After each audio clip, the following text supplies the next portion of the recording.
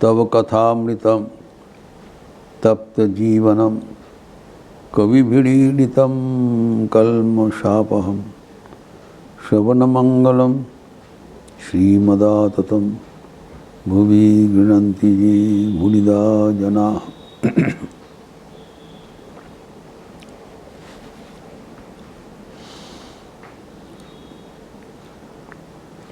मन को लक्ष्य में स्थिर रखने के लिए जो साधन बताया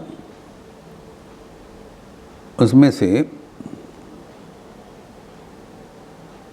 हम लोग 3 साधन चर्चा किया। अमानित्यम, अदम्भित्यम, अहिंसा। चतुर्थ है शांति, क्षमा।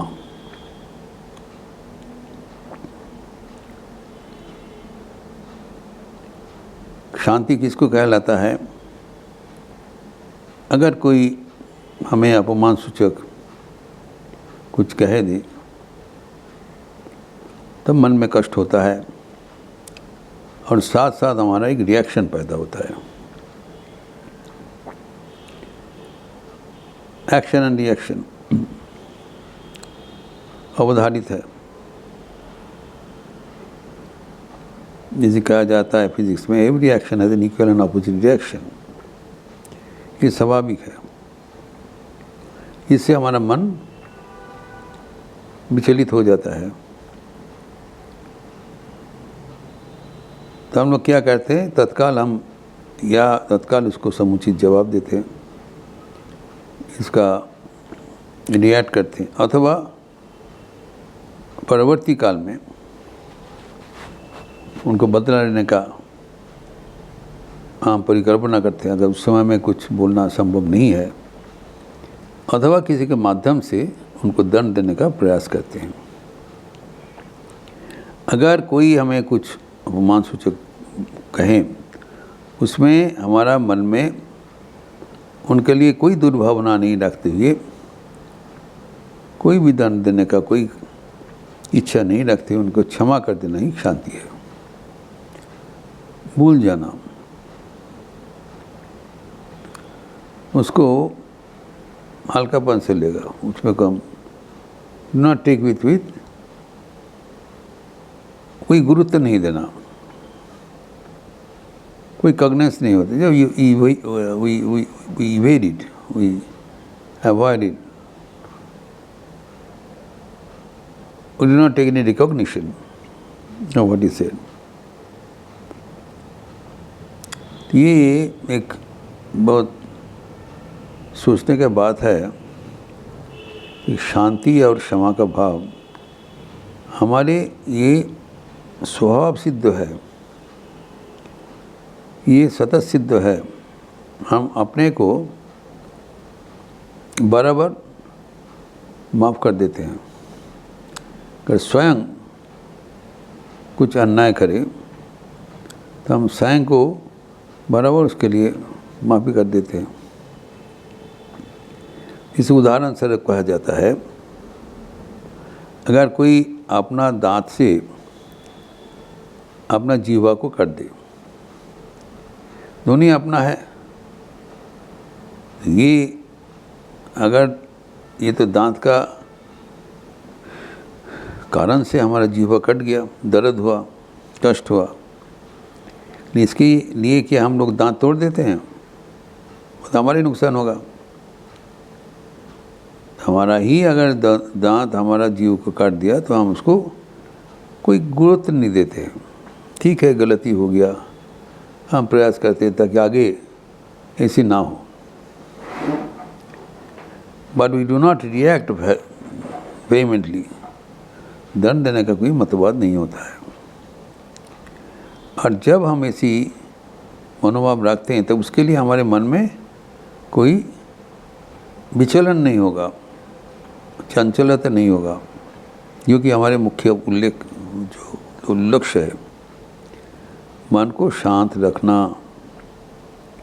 उसके लिए एक शांति ज़रूरत है, क्षमा। फॉरगिव एंड फॉरगेट कहा जाता है। माफ़ कर दो और भूल जाओ। अगर हमारा अहंकार होगा, हम उनको अलग समझेंगे, तब तो प्रतिशोध का एक मनोभाव रह जाता है, जो कि हमारे लिए अनुचित है।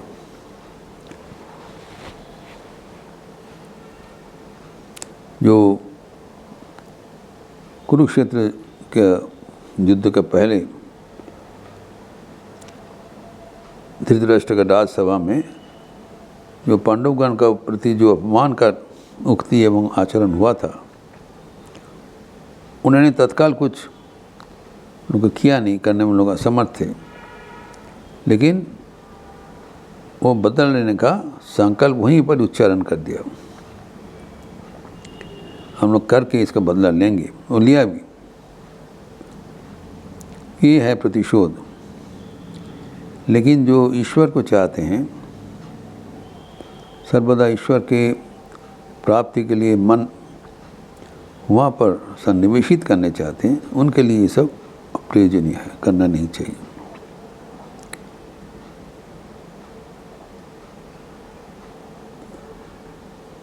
तो अभी ये हम कैसे हो सकता है? मन में तो भावना आ ही जाता है, उपाय क्या है? उपाय हमें विश्लेषण करना चाहिए कि किस कारण से कोई व्यक्ति दूसरे को अपमान करते हैं। ये कहा गया है कि प्रधानतः 3 कारण होता है। एक प्रमाद,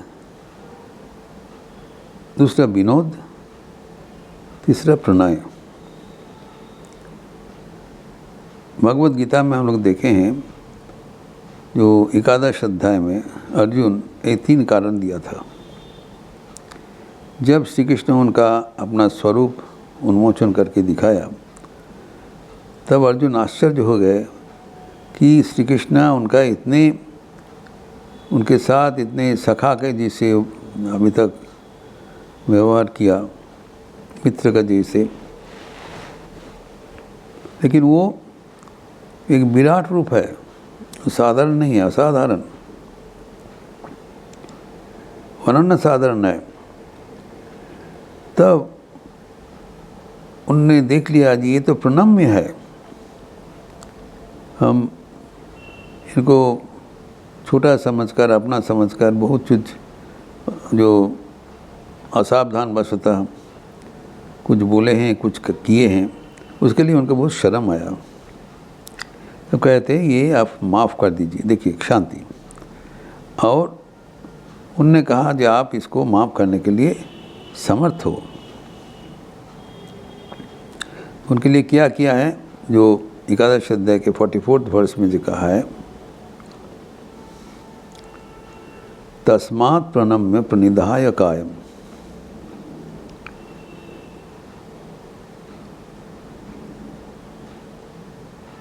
प्रसादय तमविष्णु छोड़ू पीते भी पुत्र से सखी भी सखु प्रिय प्रियारा रसिदेव छोड़ू।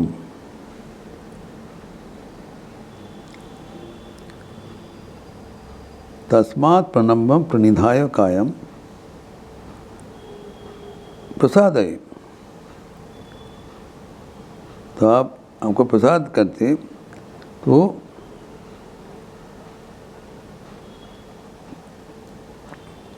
जैसे जो पिता पुत्र का, अबोध संतान का एवं सखा उनके दूसरे सखा का, बंधु का, एवं